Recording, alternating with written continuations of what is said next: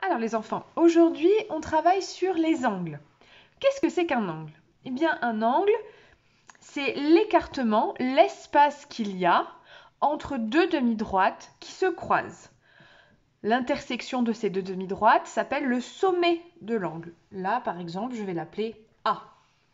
Comment on écrit pour parler d'un angle? Eh bien on peut tout simplement dire l'angle A. On écrit A et on lui met un accent circonflexe. Deuxième possibilité, si par exemple je suis dans le cadre, comme ici, d'un triangle, je peux parler de cet angle C en disant soit l'angle C, soit l'angle ACB, puisqu'il va de A, en passant par C, jusqu'à B. Je parle toujours de cet angle-là. Il y a plusieurs types d'angles. On va en voir 3 aujourd'hui.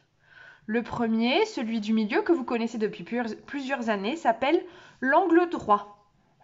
Un angle droit, on le mesure avec une équerre. L'équerre nous permet de mesurer et de reconnaître et de tracer également un angle droit. Il y a ensuite des angles qui sont plus petits que l'angle droit. On voit que l'écartement est plus petit que mon équerre, plus petit que mon angle droit.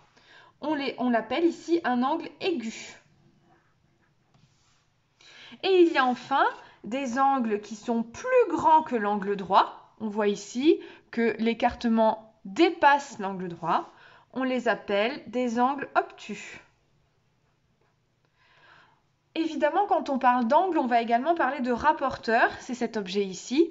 Nous en parlerons à la prochaine séance puisque le rapporteur permet de mesurer et de tracer des angles plus précisément. Mais pour cette fois, ce qui est important de retenir, c'est comment est-ce qu'on nomme un angle, qu'est-ce que c'est qu'un angle, comment est-ce qu'on le nomme, et les 3 types d'angles que nous venons de voir ici.